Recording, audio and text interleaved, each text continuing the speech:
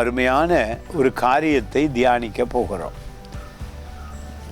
பழைய ஏற்பாட்டில் நிழலாய் இருந்த தேவன் விசேஷமாக இயேசு கிறிஸ்துவுடைய வருகை, அவர் வாயின் வார்த்தை, இவைகள் மிகப்பெரிய அதிசயங்களை நமக்கு செய்திருக்கிறது. இந்த காலத்தில் விசேஷமாக அந்த நியூ டெஸ்டமெண்டில் விசுவாசித்து பிலிவராய் ஆகியிருக்கிற நாங்கள், எங்களுக்குள்ளே புதிய இருதயம் சிருஷ்டிக்கப்படுகிறது. ஆவியானவராலும் அந்த மறுபிறப்பு அடைவதாலும் புதிய மனமும் உண்டாகிறது.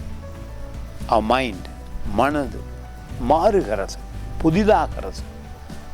ஸோ அதுதான் அருமையான வசனம். இந்த வசனம் சொல்லுகிறது, எபிரேயர் 10ஆம் அதிகாரம் 16வது வசனம், அந்த நாட்களுக்கு பின்பு நான் அவர்களோடே பண்ணும் உடன்படிக்கையாவது, அந்த நியூ டெஸ்டமென்ட், நான் என்னுடைய பிரமாணங்களை அவர்களுடைய இருதயங்களில் வைத்து அவைகளை அவர்களுடைய மனதில் எழுதுவேன் என்று கர்த்தர் சொல்லுகிறார் என்பதை உரைத்த பின்பு.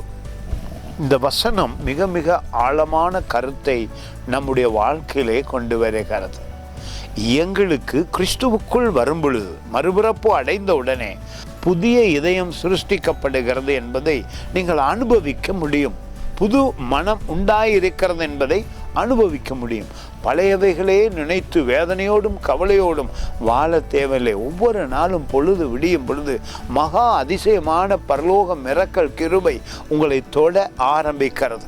உங்கள் உள்ளத்திலே உற்சாகம் வர ஆரம்பிக்கிறது. மனம் புதிதாகிறது. ஆசீர்வாதமான நாள். God bless you.